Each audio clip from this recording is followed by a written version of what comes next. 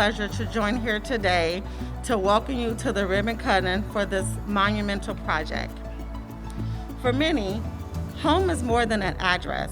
It's a place of rest where we put down roots, build a family, plan for the future, and create memories.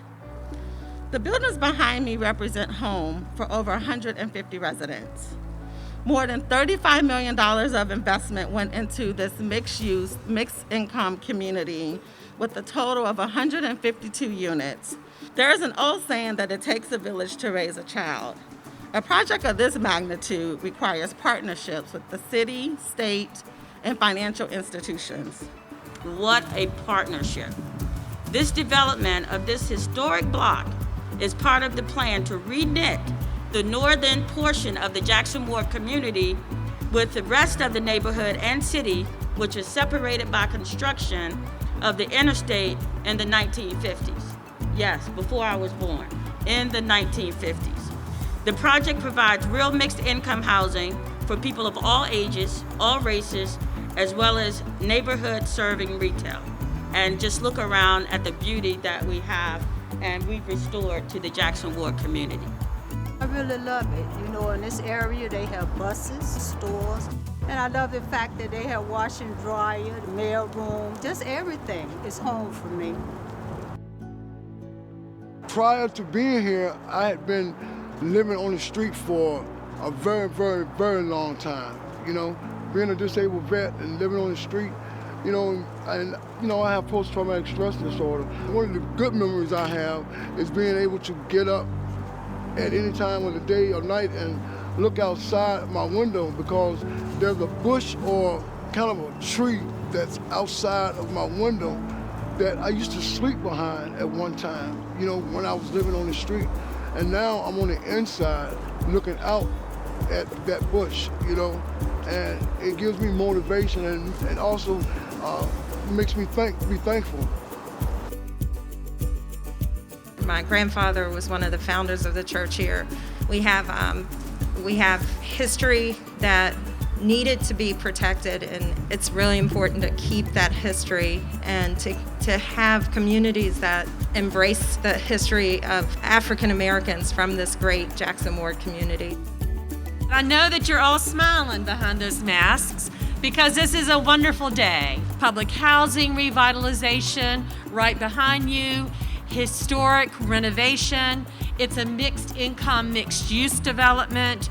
It's developing an inclusive community is really something that brings it all together for what we're trying to do at Virginia Housing. And we are proud to take advantage of these opportunities to partner with Enterprise Community Development, the City of Richmond, Richmond Redevelopment Housing Authority, Department of Housing and Community Development, and provide some of the resources needed to bring this to reality. We know people are safer at home, but they don't always have a safe home, and there's just not enough affordable housing. Governor Northam recognizes that housing fundamentally starts at the local level. It starts first at the community, and ensuring the visions of the community are brought forward in any future housing development. All of us in the housing know how long it takes to put together these transformational projects that include the community. With the work with the Housing Trust Fund, with the pandemic response, and with local leadership and community-driven leadership like this, I know the Commonwealth is going to be leading the nation in housing into the future. I drive on 2nd Street coming in the morning to go over to my job, and my satisfaction comes when I'm standing at the corner and I'm seeing the bulldozers coming in, and I'm seeing earth moved, and what used to be a vacant, blighted property, you can now see it rising in the air. You can see windows going in. It changes the entire community. This development is one of the first, if not the first, off-site relocation RAD project in the country. It offers numerous benefits to RHA's low-income families, to the senior residents that were living at Fay Towers that were transferred to these newly renovated apartments, effectively guaranteeing their right to remain. Over the past 3 years, SunTrust Community Capital has provided over $52 million in low-income housing tax credit equity investments to affordable housing projects throughout Virginia. Jackson Ward has a long tradition of establishing African American businesses within the community, and this project will help to reinforce the importance of continuing to build the community's economic infrastructure through the development of affordable housing. We have a saying we use at ECD, tough times don't last, tough teams do. And I think it's the same for projects like this. It takes a tough team to get there. And we got there, we're here, this happened. There's something amazing about this real estate industry that I think allows us to come back to some of the most important questions in society, which have to do with land. Who owns land? Who gets to use the land? What do you get to use it for? And there's something about the history of this land that I think we've got to just remember. Black Wall Street, there was one in Tulsa, there was one here. Harlem of the South, this was the phrase for Jackson Ward, Harlem of the South. Duke Ellington, Cab Calloway, Ella Fitzgerald, later James Brown, they've all been here. This was a center of commerce, of entertainment, of thought, of religion. The first chartered black bank in America, Jackson Ward.